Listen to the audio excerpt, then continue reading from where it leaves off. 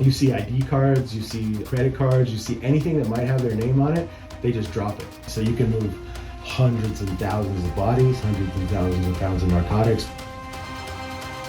This is the most complicated border that I've seen in 30 years.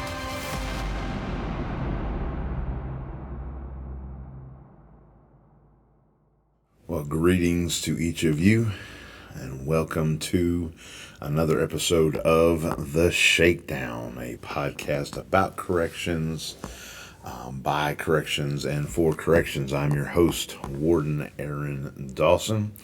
Let me go ahead and stop right now and say that if you are listening to this episode, you went to shakedown.org or theshakedown.org and you're listening to this, stop right here.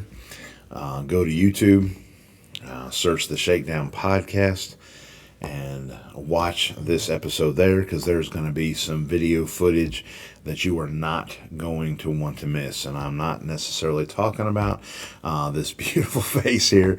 I'm talking about some footage that we have acquired in this very special edition of the Shakedown. I will tell you, we have tried very hard in the first 20-something episodes of this podcast to focus 100% on just good old-fashioned common sense corrections. We have tried very hard to keep this very apolitical and acontroversial. Just talk about the nuts and the bolts, the basics of what it means to be a corrections officer, and the tools and the tips that you and I can utilize to be effective as corrections officers. But recently, I had the opportunity to take a trip and to see something that I'll be completely honest with you, as I stood there and as I saw the things that I saw, as I heard the things that I heard, I didn't know whether to be livid and angry or just flat out disgusted. And that was a trip to our southern border.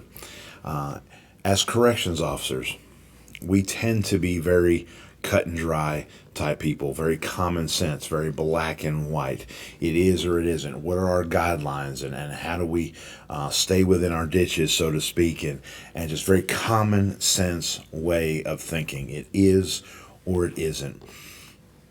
And we've all heard people from a federal level or from a national level make statement after statement after statement that our southern border is secure. Over and over again, they've seen it. Or they've said it, pardon me. But then you and I, regardless of where we're at. Now, let's be honest. I'm a warden in the northern part of the state of Alabama. So when we talk about the southern border and we talk about the border crisis, so to speak, it'd be very easy for me, and I have for a long time, as a resident of the northern half of the state of Alabama, to say and to think, okay, if that's a problem, I get it. It's a problem for our nation. It's a problem for those states that are having to deal with it. But really, how does it impact me? Well, you may be thinking the same thing. You may say, Warden Dawson, I'm in South Dakota, or I'm in Washington State, or I'm in New Jersey, or I'm in Virginia, or I'm in fill in the blank, wherever you may be. And you think, does it really impact me? Well, let me ask you a question. Have you seen a huge increase in the last year and a half in the amount of drugs, especially hard drugs, that are being used in your community? Have you seen an increase in the effects of those drugs in the bodies and the minds and the lives of the inmates that you're getting in your facility? Have you seen an increase in the attempts to introduce illegal narcotics into your facility? And maybe in some cases, have you seen, hopefully not in custody deaths, but nearly an in custody death in your facilities due to drugs such as fentanyl? Have we not seen an increase in these things? Well, more than likely the answer is yes, you have. And so when we look at those things, we think, all right, well, where is this coming from? How is this happening? What is it that has changed that is causing this? And that was a question that I asked as an administrator of a jail. Those are questions that I asked in my command staff that we discussed. And guys, I believe that I have seen and heard and found the answer to that question. Let me illustrate what we're going to try to convey to you in this episode by an illustration. Let me paint you a picture, if you will. Let's say that all of us we were hired to work at this correctional facility. Brand new correctional facility was being built, brand new. We were going to be the first ones to staff this correctional facility, and so they hired all of us, and they said, "All right, the facility it's ready to go, it's ready to be open," and they moved the inmates in, and here we are. We're staffing this facility, charged with by the community to keep these people in custody, take care of them, control them, so forth and so on. Well, as we were occupying this building, we realized that when they constructed the building, they only installed 70% of the exterior doors. They only installed 70% of all the doors that need to be secure for us to have a secure facility and to keep the inmate population where it's supposed to be inside the facility, and to keep people from the outside from introducing contraband into our facility. And so here we are, we're staffing this facility with only 70% of the secure doors being in place. How successful are we going to be? Well, the truth of the matter is, the only way to be successful in that situation is to so elevate the number of staff members that we don't need doors. We got people standing in the doors. But let's say that the local government, we go to them, we say, "Hey, we've only got 70% of our secure doors. Either you're going to need to put the doors in, or you're going to need to give us more staff." And that governing body said, "Well, you know what? We're not going to give you the secure doors, and we're not going to give you more staff. As a matter of fact, not only are we not going to do that, but we're going to pretend that we didn't even have this conversation." How frustrated would we be after that? How frustrated would we be after we had inmate after inmate after inmate escape, or contraband coming in to our facility in piles, and us having to deal with the impacts of that contraband? It'd be extremely frustrating, wouldn't it? Well, guys, that scenario that I just described for you in reverse is exactly what is going on in the United States of America today. And guys, I'm not asking you to take my word for it. I'm not asking you necessarily to just trust me. Watch this footage that you're going to see and hear in this podcast and decide for yourself. So guys, without further ado, let me encourage you, get someplace where you can sit down and you can pay attention to the footage that you're about to see. And I'll be with you on the other side. So, Kenny, we've been driving how long now against the wall? Probably an hour and a half. Or Hour and a half? 2, yeah. I'm trying to think when the last time I was that we saw Border Patrol on this route. So I know that when we were right around NIJO where the port is, we probably saw 4 or 5. But that was within 2 miles of the port. So we haven't seen one since. So No. probably a good hour and a half, hour and 45 minutes before Right. we've seen anybody else. And here we are on the border. And that's pretty normal. Yeah, absolutely. Staffing issues, everything else. Correct. Okay. Yep. Filled with concrete, all of these. So not only the height of them, but the fact that they've got that different panel on the top to make it so that they can't shimmy up it like a palm tree or whatever. All of these are filled with concrete. There's some ingenious stuff that they've done here in some places. Yes. But then it's just completely unfinished in others. Correct. But I do think jail people would appreciate that. Yeah. Filled with concrete. Good solid construction. Nice. We don't have in and out tags, so if your hat's here, you're here. So. I love it. All right, Aaron. So we're going to talk about border issues. So first of all, I'm Kenny Bradshaw. I'm the commander here. I've been the commander here for 12 years. I'm currently the president of the Arizona Jail Commanders Group. I was assigned to the Western State Jail Committee for Western State Sheriff's Association. One of the only non-sheriffs that was assigned to that committee. So I was pretty proud of that. So here we go. So there's the southwest border. It goes from California to Texas. It's 4 states with 31 counties, 1,954 miles, 15 Arizona counties, only 4 are on the border. So we got Yuma, Pima, Santa Cruz, and Cochise. That's 389 miles across Arizona on the border.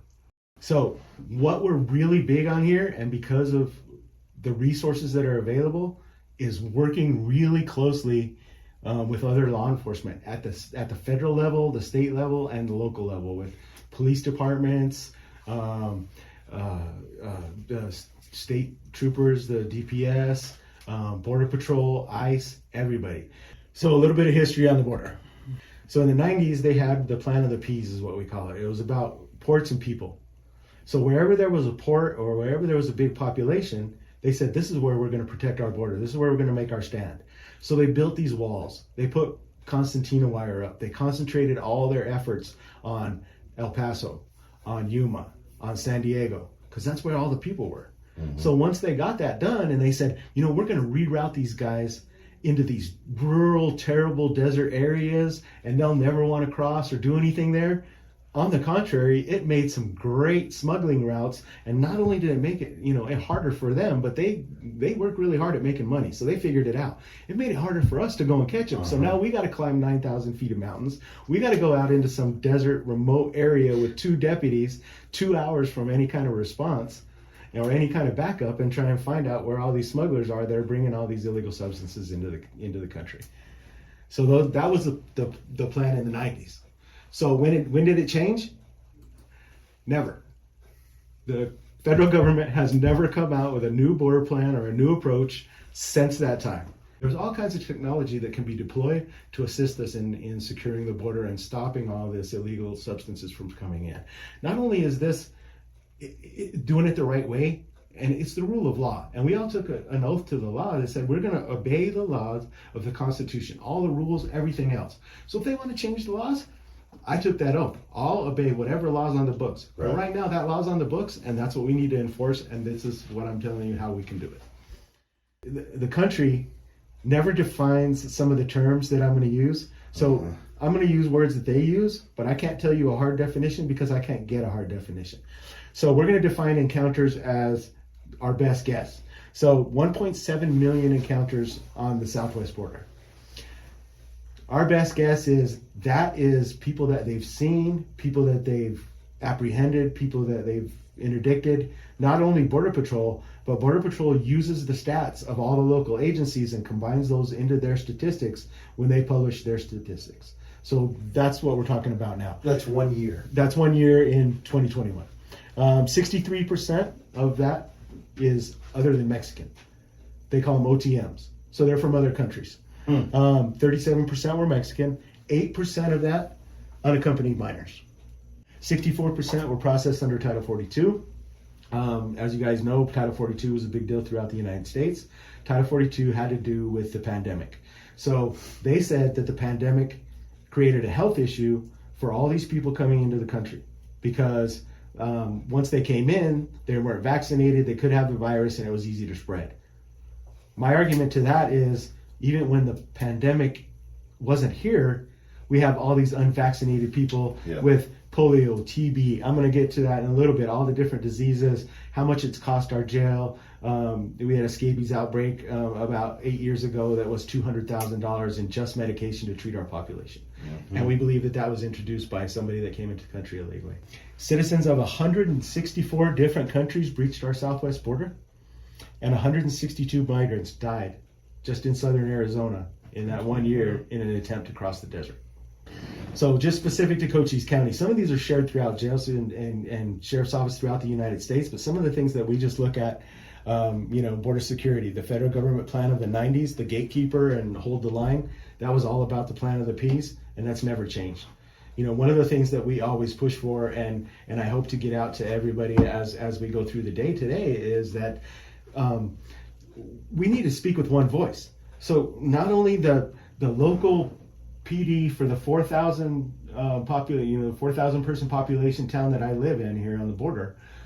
So that local PD, the sheriff's office, the state, and the federal agencies all got to speak with one voice. We can't have everybody coming out with different ideas on the border. If we have whatever that voice is, let's just make one decision and speak like that, because nobody's doing that now. Everybody has a different idea of how to approach the border or not approach the border or whatever. Open borders, closed borders. I'm a public servant. Like I said earlier, you make a law, I'm sworn to abide by it. But this is the law right now that we're talking about. Border-related crime, smuggling, violence, human, narcotics, we have everything coming across the line. The DEA estimates that 85% of all illegal narcotics in the United States come from the southwest border. No, wait, say that number again. So 85% of all illegal narcotics come through the southwest border, and that's from the Department of the DEA, the Drug Enforcement Agency. Anyone claiming, well, this is a Cochise County issue, Right? This has nothing to do with my backyard. Absolutely. They're wrong. Yeah, just a funny story. I was talking to a jail commander in Alabama when I was out there for NIJO 3-4 weeks ago, and I was talking about the presentation that I was doing on the border, and she said that oh, that's really interesting presentation, but we don't have that problem here. Right. And I said, well, last night on the news I saw that this county that we're in now has an OD death every 3 days. You know where that stuff came from? You got a problem. 85% chance is coming from here. Yeah. And then I want to talk about a program, a federal program. It's called SCAP. So SCAP is the State Criminal Alien Assistance Program. It's administered by the Department of Justice. We've been fighting a fight with the Department of Justice on SCAP for as long as I've been here, for 12 years. So SCAP was designed to reimburse local jails for holding illegal aliens. But there's a lot of rules. Of course there are. So, first of all, the person that's in the country illegally has to have been in your jail for at least 4 consecutive days. They have to have been found guilty, not accused. They have to have been found guilty of 2 misdemeanors or 1 felony associated with their immigration status. Then you have to track them throughout their incarceration to any other jail or state prison or federal prison that they go to. And then we put all that on a spreadsheet and send it off to DOJ. They apply some kind of mysterious formula, and then they send us back about 5 cents on the dollar of what we spend on incarcerating illegal aliens. But SCAP is a federal program. So SCAP is a federal program, even though it's called State Criminal Alien Assistance Program, because it helps the state and local agencies. You're not getting anything out of it. From the feds? From the feds. No, absolutely not. SCAP isn't really a state program, so you've got a governor that's just taking the initiative to figure out a way how to help get you funding, but it's not coming from SCAP. Absolutely. So you can see in the first 9 months of the last fiscal year, we incarcerated 777 border-related bookings. So those are just bookings that we can say this crime happened because of their illegal status in this country. And that incarceration costs us $1.4 million. They want a fresh start. Even if they're intending on being in the criminal world or whatever, they don't want any identification. They don't want any credit cards. They don't want anything on them that might show them who they were or identify them from a previous life. So when they get here, if they commit a state crime and they're arrested, we have a real problem with trying to identify them. A lot of them claim to be a juvenile, thinking that they're not going to get such a harsh penalty as a juvenile or whatever. Or they'll be a juvenile and they'll claim to be adult because they don't want to get sent back or get put into foster care, whatever the case may be. So they claim both ways. So we have to isolate them until we can go through the Mexican consulate, which sometimes takes 6 to 8 weeks to try and get a true identification. If we have somebody from the mountainous regions of Guatemala or somewhere else, trying to get a true age on them before we can properly house them. And that's got to be a big problem. If you said 63% of them are not even Mexican. Correct. So, and they're from all these different countries. That's a problem. How do you identify where they're from when you don't even know what country they're from? And they're oftentimes, luckily, a lot of them are repeat crossers, and we have a great line level relationship with Border Patrol, and Border Patrol has their database. So we call them up and say, hey, can you run these prints? Can you run this iris scan? Whatever the case may be, can we get an identification on that? So we use pretty much every tool at our disposal to try and identify them, because that person has taken up one cell until we can identify them, to properly house them and properly classify them within the jail. So it's just a mess. Obviously, the proper identification comes with age, trying to identify the age. And then we talked about housing with military inmates. SCAP is a big issue. ICE holds and detainers, we talked about with, this amount of federal agents in Cochise County. It's great. We don't have that issue whatsoever. Some of the medical issues that we've encountered with foreign-born citizens, scabies, talked about, it costs us $200,000. TB, COVID, hepatitis.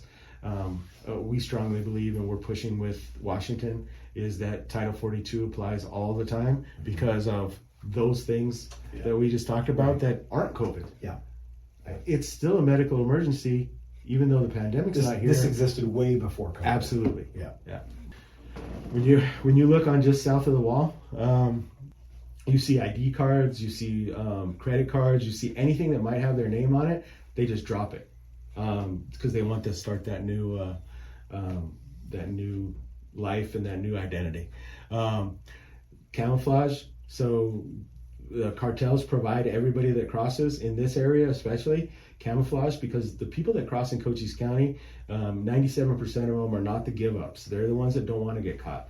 They have multiple crossings. They know that they're going to get charged as a repeat offender in the federal system, or they actually have a criminal history in the United States. So they don't want to get caught, or they're smuggling some kind of narcotic. So they're in head to foot camouflage. They've got carpet boots on so they don't leave footprints. And when they get picked up by the smuggler, if they get into a vehicle, they just throw all that by the side of the road, and they've got civilian clothes underneath, so it doesn't look like they got a car full of people in camouflage. So we have a special unit. It's called SABRE, Southern Arizona Border, I forget the acronym, but it's our border unit. And it's a sergeant, 4 detectives that are assigned to that unit, and currently we have some National Guard members that are assigned to that unit because the governor has declared a state of emergency on the border. So SABRE, we have Ranch Patrol, they work closely with them, but we have 2 officers that grew up in the ranching community, and we've assigned them to Ranch Patrol. So they're a liaison with the Sheriff's Office and the ag culture in Cochise County, because we have so many ranchers and farmers in Cochise County that have these wide open areas and big expanses of land that are just getting overrun by people coming across their land. And who knows that better than some guy out riding a horse on his ranch can call and say, hey, there's 40 guys that just cut my fence and is running north in this area. We work with them, they work with us, and it's really beneficial all around. I talked about the National Guard and our Regional Communication Center. 5 years ago, we realized that we needed one voice to all the law enforcement agencies in the county. So we took our dispatch center, and the first 2 that did it was the biggest 2 agencies in the county. So us and Sierra Vista Police Department combined, and we now have what's called CCOM, Southeastern Arizona Communications. So that's now our dispatch center. Since then, there's been about 5 or 6 other agencies sign on from around the county. So it's one voice, it's its own agency. Not one police chief or sheriff or elected official has control over it. It has a joint powers of authority board that consists of command staff from all those different agencies that make decision how that's run. And that's a lot better, because at 2 o'clock in the morning in rural Arizona, when somebody's coming through your door, does it matter which badge is responding? All you want is somebody to show up as quick as they can. It doesn't matter that, I only want the sheriffs to come. No. We want whoever's the closest to be able to get there. And that was our solution to that. And it's been really successful. We have a great relationship with the line on Border Patrol, and I have the utmost respect for the Border Patrol line officers. What I have a problem with is the administration in Washington, D.C., and not letting these guys do their job as to what they're assigned. So even the chief, he came out and said that this is the most complicated border that I've seen in 30 years. What does that mean? Well, complicated. I guess so. It's hard. So gotaways means that somehow somebody saw them on a camera system in real life, driving down a road, and they said, all right, well, there's some people that have crossed the border illegally, and they weren't captured, they weren't apprehended, whatever, they got away, they're out in the community. So that stat is that. We believe that number is a lot higher, but that's what Border Patrol reports. So they're averaging about 47,000 gotaways a month, what they report. And that's the entire Southwest border. That's the entire Southwest border. Correct. Okay. All 31 they're border counties. reporting. What's that? That's what they're reporting. Correct. Yeah, we believe that number's a lot higher. Yeah, and the numbers you have on your cams Are showing that. showing that. Yeah. So just in February of 22, on our system, we said we had 163,000 encounters. Border Patrol says they had 11,670 turnbacks. I talked to you a little while about definitions. So we asked what it's a turnback. We have no idea what a turnback is. Until we were in a briefing one day, we had no idea what a turnback is. So a turnback is, they saw somebody crossing the line, the wall, the border, the whatever you want to call it, because the wall's not in all the areas, obviously, and there's no barrier in some areas. And they saw somebody, and just because of their physical presence or they stopped, those people turned around and went back south. So those are what they call a turnaround. 53,000 gotaways and 67 deaths across the whole border. We reported we had 167 deaths just in Arizona. So, it depends on whose stats you're reading. So here's a really interesting slide. This is the border in our county, just east of Douglas, Arizona. These individuals are southbound. They've already dropped off drugs. They've already delivered their load of people, narcotics, whatever it was they were bringing across. And they are now on their way back. You can see the lead guy that's already gone over the barbed wire fence has a radio in his hand. They are in great communication with scouts. So scouts sit on mountaintops all around the area. Some of them are in the United States. The majority of them are along the border in Mexico. And they talk people into areas where Border Patrol's not. They can watch the entire operation and say, okay, go now. Nope, lay down. Somebody's in your area. Okay, you're good to go. And talk to them wherever they need to go. We can't do anything about the scouts on the south side. We do try to intervene with scouts on the north side, obviously. So you can see that barbed wire fence that they're crossing there is not the border. That is a rancher's fence, just to keep his cattle in. Across that road, where those normandy barriers are, that is the international border. Yuma, Arizona. So Sheriff Leon Wilmot, we went down and visited him. And earlier we had a discussion about how gaps in the wall and we have different crossers here. We have, everybody in camouflage that we talked about. In Yuma, they get delivered and shuttled to the border. They walk across the line and stand there. There's porta pots, hand washing stations set up for them just so they can hang out in that area until they're picked up by Border Patrol, who run about 10 buses just from this one point to their station to process them. If they're not, when Title 42 was in effect, if they couldn't be exported or deported on Title 42, and they weren't immediately from the area of Mexico, where they could be immediately deported to their country of origin, then they were processed, given a court date anywhere from 5 to 8 years from now, which you can guarantee they probably won't show up, and then sent to whatever part of the country where they said they had relatives, so they could stay there until they had their court date 5 to 8 years from now to have their initial immigration hearing. And all they had, they'd ask me, where you got relatives? Oh, I've got relatives in Bismarck, South Dakota. Absolutely. I'm going to Bismarck, South Dakota, and there's no verification that I have. Correct. And a lot of this is done by the non-governmental organizations. So Catholic Community Services and everybody else that's helping these people out and trying to find them, just so it's not affecting the border so much, they'll try and get them a bus ticket. They'll put them on a plane. A lot of times the government is going to pay for those plane tickets, but to try and work out contacts and who they're going to meet and try and get a hold of relatives, a lot of that is the charities and non-governmental organizations that are doing that. How many do they anticipate, or do they estimate, use this route to enter the country? So Sheriff Wilmot yesterday said that they are thinking that there is 1,000 plus a day just in Yuma County that are getting sent out, are processed that way through his county, just through his. So county. These are people that are going, I don't need to jump a wall. No. I'm just going to get on this bus, show up, and come what may. But I will end up in the United States, likely. Absolutely. So 5-7 years until I get a court date or something else. So the day that we were there and we were taking these pictures, the majority of the people that are getting on the bus that you see in this picture are Cubans. So instead of making that short trip across the ocean to Florida, because if you catch them on the ocean before they set foot in the United States, they're immediately sent back. Right. But once they set foot in, then they go through this process that we just talked about. So most of these are Cubans, and they are headed to Florida. So they're not doing a boat ride, they're doing a bus ride. Correct. Or a plane ride. They take a plane to Mexico and pay for the plane ride, catch the shuttle up to the border, walk across, and here they are. And now they're here for at least 5 to 7 years if they show up to an immigration hearing. Who provides the buses to get them? Those are Border Patrol buses. Oh, on the south side, Yeah. the cartel. So the cartel, they pay the cartel. Nobody crosses any border without cartels authorization, knowledge, whatever. They totally control every aspect. So anybody that says, Talk about cartels. okay, so Talk about cartels for people that, I mean, Right.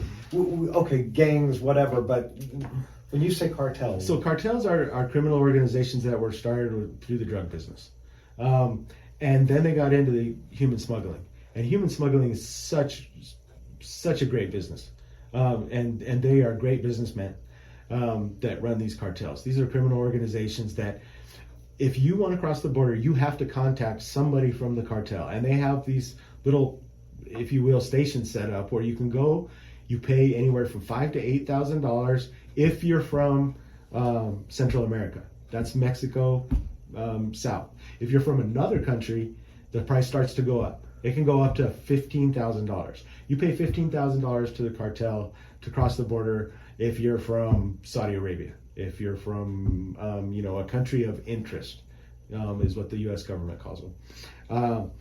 So then, with that $15,000, the cartel will provide you a camouflage backpack, total camouflage head to foot, carpet booties so you don't leave footprints, and a contact, who to contact and where to go to get picked up to get taken to whatever destination you want. A lot of these people don't have that money, so they go into debt to the cartel. So when they get to the United States, now they have to sell dope for the cartel, or they get pushed into prostitution for the cartel, which is further money making for that criminal organization. And they talk about what people talk about all this crime on the border, and you don't see it on the news. You don't see all this violence. Nobody's getting killed all the time. People are dying trying to cross the border, obviously. But this is a money making organization. If they come over here and start killing cops and killing everybody else, you don't think the heat of the entire country would come here and shut down their business? They're businessmen. It's all about money, and they're making a lot of it. So the buses to get them to this point are provided by the cartel with those funds. Absolutely. So they'll pick them up, wherever they want it, and they'll deliver them right to the border. And yeah. So we can see that, a lot of the IDs that we find laying on South Side, because we talked about, they want to start a new life, everything else. You can see how some of these folks are dressed. They're in designer jeans and sandals, and they're not prepared to cross the border. They know they walk across, they're getting on a bus. So that's the South Side, because they're just dropping everything they don't need. Wow. So this is one of our bus from our narcotic interdiction team. This used to be the norm before marijuana was legalized as much as it is now. We still get some marijuana, but the majority of what we get now is cocaine, methamphetamine, and fentanyl. And fentanyl is so much on the rise. We got a couple pills coming into the jail last night. I just got an email this morning with the report. It's like marijuana was replaced by fentanyl. Right. And we're seeing that in the jails, obviously, too. Right. Yeah. So it was a whole lot easier for us to catch somebody on a camera with a 50-pound bundle on their back than it is for us to try and differentiate between the border crosser that's coming over here just because they want to become a U.S. citizen that has a backpack on with food and some clothes in it, or does he have a backpack on with fentanyl and cocaine and everything else? So it's become a lot more difficult. But that was a good bus from our border team. That's all marijuana. Well, the first picture on the left is cocaine. Everything else in there is marijuana. With our borders, and let me talk a little bit about our camera system. So we have a camera system that Cochise County operates that stretches from the border of New Mexico and Texas, all the way through New Mexico, border of Arizona, all the way to the border of California. So, but we have them that stretch across pretty much 3 states, and we run all that. We have over 600 cameras deployed along the southern border. What we use is pretty low tech, but we've developed it into a very efficient system. I won't talk about the details, but it works really, really well. Most of Border Patrol's camera towers that you see, and you'll see they're 18 to 30 feet tall. You'll see when we go driving on the border later. $7.1 million for every single tower that you see. Our camera system, each camera that we put out is less than $1,000 into the field, and we're way more effective than Border Patrol is. This guy's on a radio. He's talking his way into where he's either going to meet a group, take a group. He looks like a coyote, which is a smuggler, is what we call smugglers. You can see that his feet are wrapped so he's not leaving any footprints out in the desert. So worst case scenario, up in the mountains, we see this kind of guy. So we caught this on our camera. You can see that this person is probably trained. He has trigger discipline. You can see that the way he's holding the weapon. You can't really see it, but he has extra ammo on his waist. He also has a handgun, and he has a radio. So we're not sure if he was escorting a very important person that was trying to get across, or if he was bringing a really good load of narcotics. But that's the kind of person that we're trying to protect the public from, because where he's walking is a national monument, and people go camping out there with their families and everything else. And if you get up in the morning and walk outside your tent and there's that guy standing there and he's got 20 illegal crossers with him and they've got 50 pounds of meth or whatever with them that they're willing to protect, how is that comfortable for a U.S. citizen? And you're in America wanting to go camping out in the woods, and that's what you see. Mm-hmm. So this is not just a Cochise County problem like we talked about earlier. So people jump the wall. They don't stay here. They go throughout the nation. So this gentleman just came over the wall. He was headed to Wisconsin. Okay, we stopped him right after we caught him on the camera, went and talked to him. But if you take a really close look, almost right in the center of that fence, you can see a couple people standing behind there. Mm-hmm. Here's a close-up. They have a 30-foot collapsible ladder. You know, they say, build a taller wall, we'll build a bigger ladder. It happens.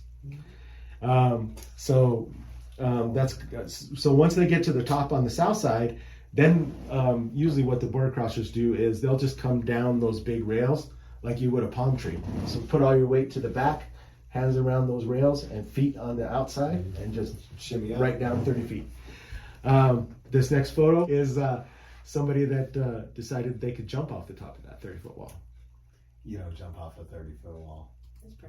That's what happens to your foot as you jump off a 30-foot wall. So smugglers try all kinds of different ways to try and defeat all the technology that we have. Obviously, our $1,000 technology is working pretty well. We hide our cameras, and we've only lost one in the last 6 years, which we think is pretty good. So this guy built a frame out of some sticks and tried to camouflage himself, thinking that he would obscure his shape. Because all those square bushes you have walking around the desert. Yeah, absolutely. Yeah. So the majority, a lot of our smugglers recently are from Phoenix. And what happens is the cartel goes on to social media, so Snapchat, Instagram, things like that, and they recruit people from basically the valley, which we call the Phoenix area and the suburbs around Phoenix. And these are examples of Snapchat advertisements. So looking to make money, come be a driver, you can be a limo driver. They have all kinds of weird things that they say. It's just basically make money, and you can make anywhere from $1,500 to $2,500 for every person that you put in your vehicle.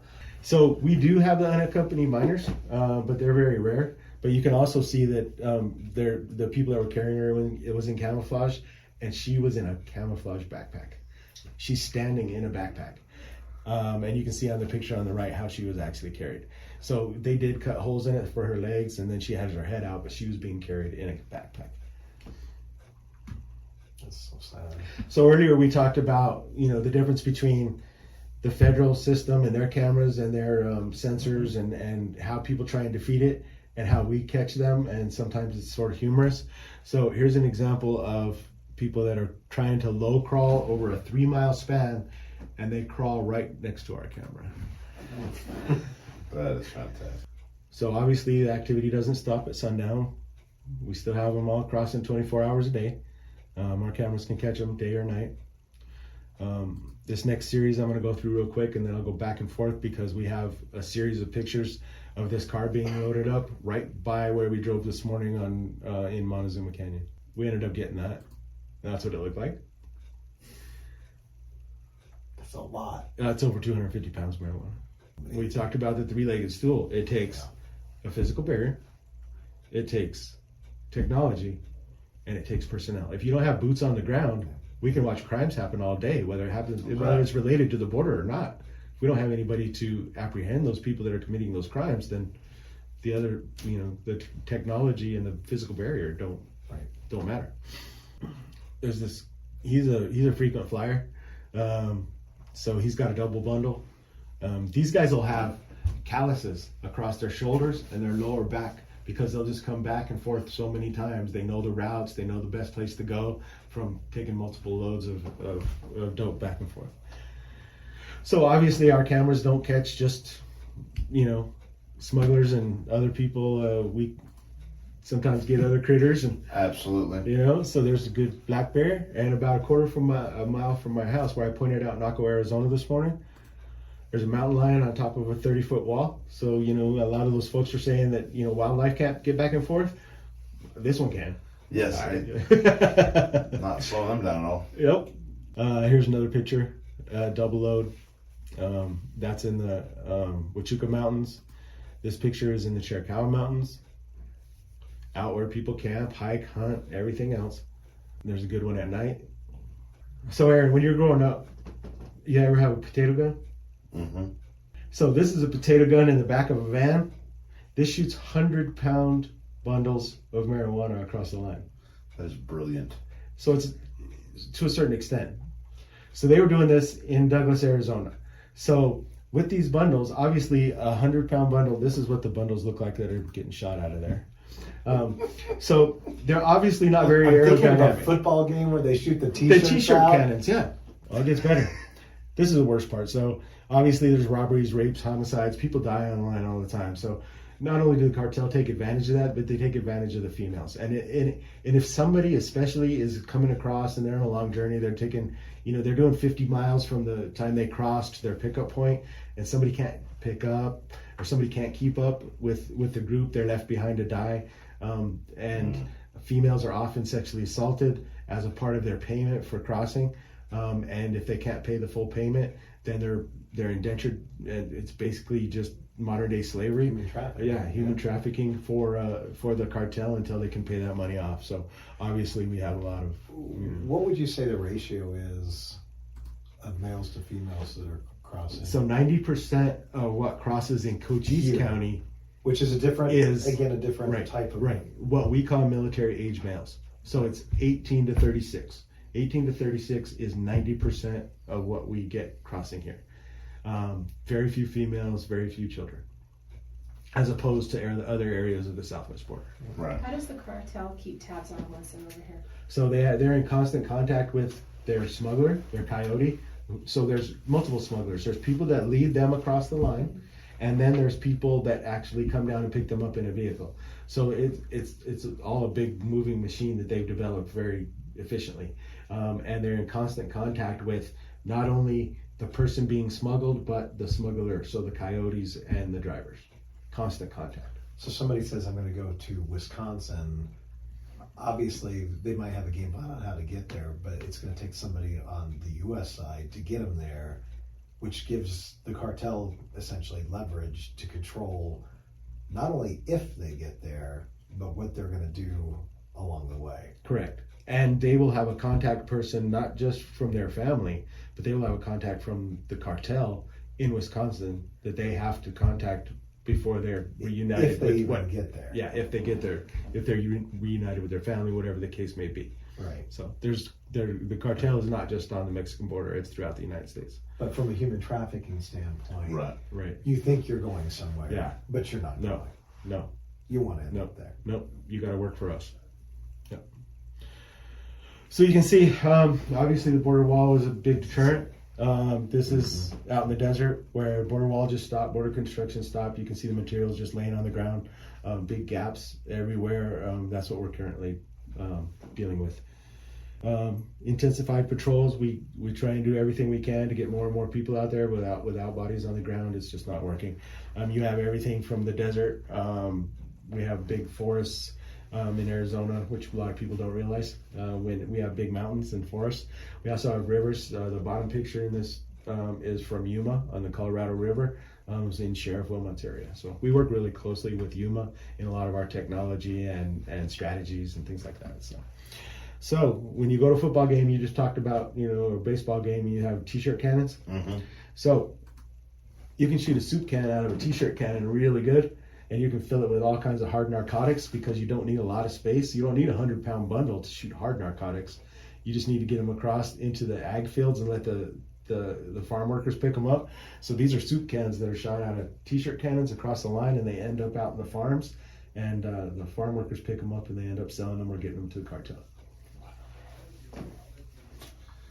So they're just slinging these across here, really not caring about where it goes, because they're pretty sure the person that finds it is going to give it back to them. Or they've already prearranged that, hey, when you're working in this field, there's going to be some cans. You pick those cans up, you bring them here, or you die, or your kid dies, right? Or we pay you $1,000, whatever the case may be. Yeah. So they try every little thing. I mean, they have nothing. It's a business. They're trying to make money, and they're always trying to beat us, and we're always trying to beat them. So it's just back and forth, just like in the jail. They have nothing but time trying to figure out how to screw around. So they use ultralights. You can see the top two pictures are ultralights with bundles tied to the bottom. The bottom picture is infrared at night, where he actually slung from the bottom of the ultralight, and they're coming across the line, and what they'll do is they'll just cut it off, drop it, and then fly back. They use catapults, so like back in the medieval catapults to fling them across. Those are super dangerous when they're that big, because there's a lot of moving parts, and they sling really hard, so those people standing around when all those springs start going off and that tension starts to let go, people get hurt using these a lot. We don't see those that often, but all three of these were just south of Cochise County. And later on, I'll show you where the longest drug tunnel in Cochise County came up inside of a garage just south of us here. So drug tunnels are very efficient. If you can dig them, there is no visual evidence above the ground of anybody crossing the line. So you can move hundreds and thousands of bodies, hundreds and thousands of pounds of narcotics, whatever the case may be, through tunnels. Once again, technology. So if we use ground sensing, ground sensors and penetrating sonar and things like that, then hopefully we can start finding a lot more tunnels. We talked about drones, so there's a night picture of some drones. There's some bundles that were dropped by drones. Drones are really easy to fly across. They don't make a lot of noise, and they don't produce a big aerial footprint, so they're hard to see when you're trying to find them with radar. People continue to try and do all kinds of crazy stuff to try and even get over the big walls. So they build ramps, they build different kinds of vehicles, just all like kinds the of ultimate MacGyver, right? Yeah. So some of them are successful. Thankfully, most of them are not. What you see there is the ones that we caught that they abandoned, that got stuck trying to drive over ramps across an 18 to 30 foot wall. The bottom right picture is what we call floodgate dragsters. So everywhere there's a wash or a ditch or running water across the fence, there's floodgates. So between that time frame, June to October, they open these gates so that the debris and the water doesn't pile up against the fence and knock it down. But it's not like they have the manpower to stand there and watch this. So there's just these big openings, and you'll see them today in the fence and the gate where there's nothing. So they built these little dragsters because they're about the right size that they can just fill them full and just slam right through these openings that are about that big, full of dope, and just drive on. Custom fit. These are floodgate dragsters. That's what we call them.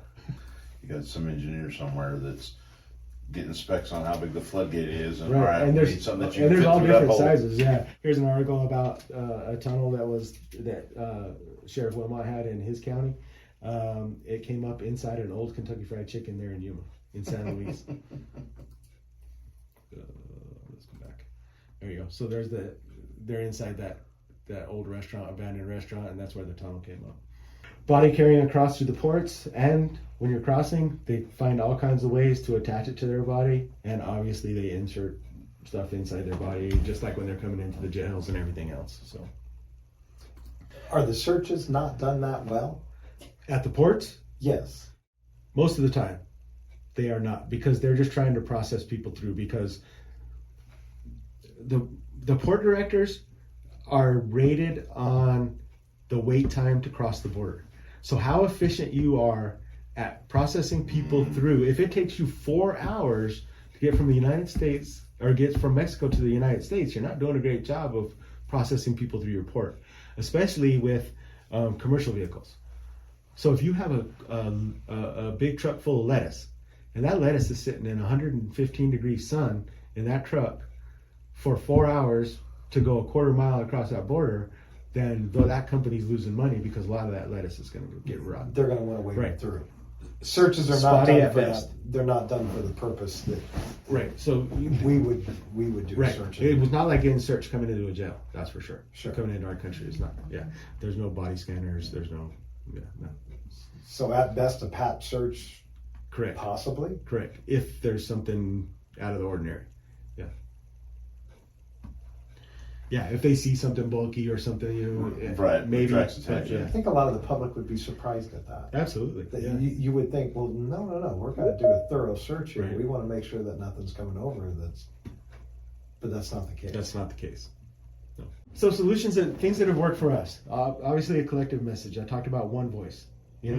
Every local agency, state agency, and federal agency has to come out with one voice and say, this is how we're going to deal with what we have, issues with the border, whatever the problems are, and just acknowledge it to a certain, point is what we're asking for. Is just everybody say, this is what we're going to do, whether we change the policy or whether we change how we deal with the law, one or the other. A shared action plan, this talks to the same thing. Oath of office for all elected officials, and not just elected officials, but all law enforcement. We all took the same oath, to enforce the laws of the United States of America. They're on the books. Take all the politics out of it. It doesn't matter if you're right or left, Democrat, Republican, whatever the case may be. If you look at it from a humanitarian standpoint, these people are dying trying to get into the United States. We got to change. There's border security and immigration are two different things. The process to get into this country illegally or legally, to get into the country is not so bad. To become a citizen is tough. I have a detention officer who just became a United States citizen. He started the process 9 years ago. Wow. So something's got to change. But in order for us to correct that immigration point, it obviously needs to be fixed. But we have to have a secure border, because if they have the alternative to come in illegally and not have to go through this whole mess, then why try the legal point? If we can, and we set a court date 7-9 years from now, come on, it's just not going to work. We got to remove all the politics. Address the cartels. Somehow we got to get some kind of cooperation, multi-country, because 7 miles from where we're sitting right now, there's all kinds of stuff going on. And where's the Mexican government watching all of that? Correct. Yeah. There's nothing being. Because if they were patrolling their side, even to the, and our side is not even enough from what I'm seeing, but if they were patrolling their side the way we were patrolling our side, it seems like there'd still be a problem, but it wouldn't be nearly as bad as what it is now. Yeah. Any help would be appreciated. Right. Yeah. Instead of looking the other way. Obviously, fund the Border Patrol and let them do their job. Last year, their budget was cut $960 million. So if you hire Border Patrol, let them do their job. And pay them. Just shy of $1 billion. Yeah.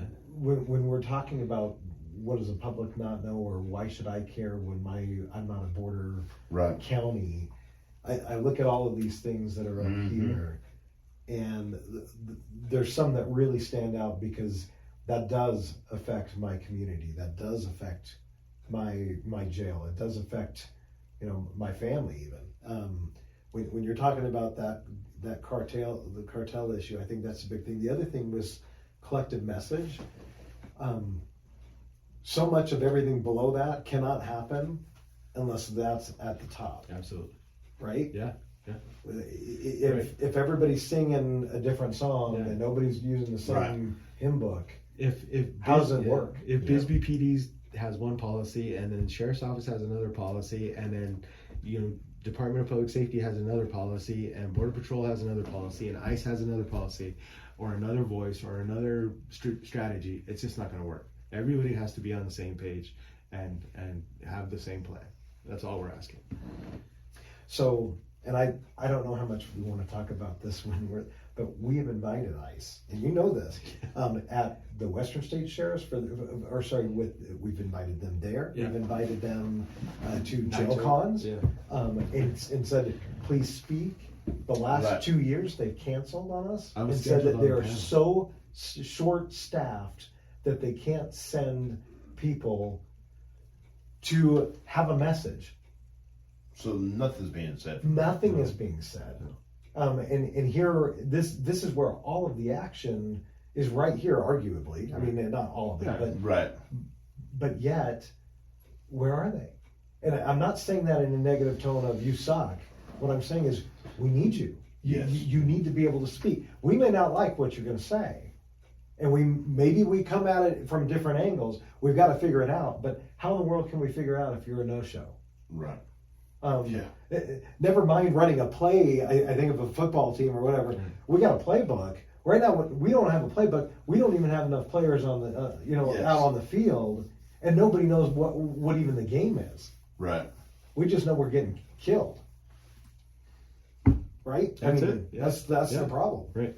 So there's so much of that. I think that the public is just so unaware of the lack of messaging, it's way even beyond support.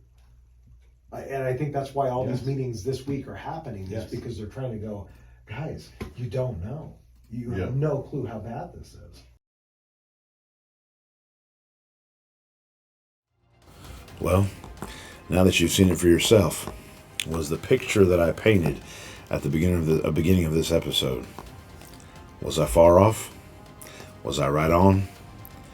Guys, if you are where I was when I was standing there looking at these things and hearing these things, you're in a state of shock. You're in a state of amazement that we as a sovereign nation have allowed this to continue. And we are seeing the results of it in our own community. Well, guys, let me encourage you, come back for the next episode. Next week, come back for that next episode, because we have the privilege and the opportunity to interview some folks and get some testimonials of what has been going on the ground in this area. So, guys, I hope that this was an eye-opening topic for you. And as I said, let me encourage you, be sure to catch next week's episode as we continue this series on the board. But in the meantime, guys, stay sharp, stay safe, stay vigilant. Godspeed.